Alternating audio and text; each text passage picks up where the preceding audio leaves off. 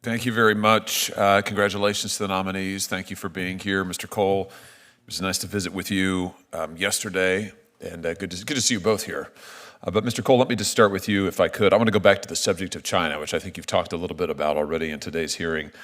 As you know, official estimates put Chinese responsibility for the fentanyl in the United States at about 90%. That's a staggeringly high number. This is very personal to me because fentanyl is the leading cause of death in my state for any individual over the age of 18. I could say as a former law enforcement official in my state that you can go to any community in the state of Missouri, rural, urban, north, south, east, west, doesn't matter, and you will find all of our communities awash in drugs that are coming from across the southern border largely, and many of them the precursors at least coming from China.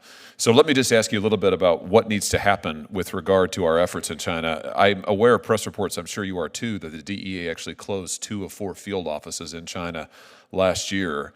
My question to you is, what are we going to do to reverse the trend of retreating DEA operations in China? What do we need to do to send this in the other direction so that we stop the massive flow of fentanyl precursors ultimately into this country from there? Senator, thank you for your question. I appreciate the discussion yesterday as well. This is paramount that we re-engage with China with diplomacy, but also with strict sanctions and diplomatic pressure if they don't adhere to it. The other thing of note that we briefly spoke about yesterday was the amount of Chinese influence in Mexico as well, where they are sending their Chinese membership into Mexico, into Culiacan, into Jalisco, to be representatives and first-line brokers. And that needs to stop immediately.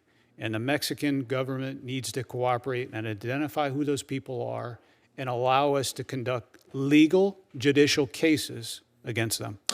Say a little bit, if you would, about the scale of the growing Chinese influence in Mexico. I wasn't aware until you and I talked of the scale of this issue. I bet most members of the public aren't aware. So educate us this morning. What are we talking about there? So, Senator, when I was there in 2018, it was common knowledge that you could see the influence in Mexico City. We used to walk out of the U.S. Embassy and walk over across the street and see the influence of tour buses with Chinese nationals coming in and out of Mexico City.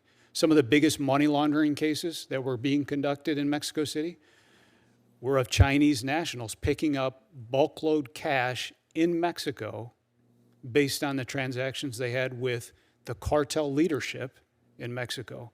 This is extremely disturbing. This has been going on for years. It has not been reported. It has not been properly investigated. And we need to build this multi-coalition of federal law enforcement, U.S. federal law enforcement, with judicial tools to reach deep into Mexico, target them, and bring them to justice because they are killing too many Americans every single day. What do we need to expect from our Mexican partners in this regard? What do we need to go to them and say, we need your cooperation with XYZ? I mean, map that out for us a little bit. So we are more than willing, the DEA and the other federal agencies that are involved in the law enforcement end, of building that capacity, showing them what good looks like, bringing in the Colombians to show them what the roadmap was 25, 30 years ago. Was it perfect then? No, but they have an amazing police force currently in Colombia. They went from monitoring 20 phone lines initially to have the capacity to 18,000 phone lines and above today. We need that same cooperation in Mexico. This needs to stop. We need to quit losing American lives to this poison that is coming from Mexico, fueled by the Chinese. You and I also talked about the growing Chinese influence in Canada, which I think is also underreported and probably not well understood at all.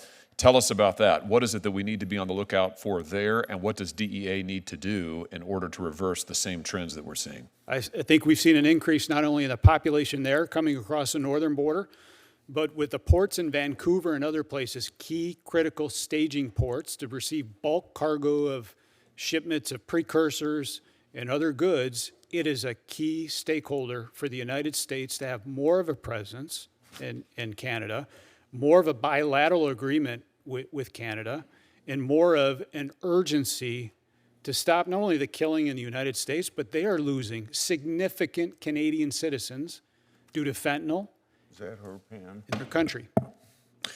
When some say, Mr. Cole, that when it comes to Canada and fentanyl, Canada is not a significant source of fentanyl in this country. Canada is not a security threat to us in any way. When the president, for instance, has used national security authorities to impose tariffs and other measures citing fentanyl and national security concerns, there's been many who've dismissed that. You're saying, though, today, we need to be concerned about what's happening north of the border. The Canadians need to be concerned about what's happening with their own borders. Is that fair to say? That's fair to say, yes, sir.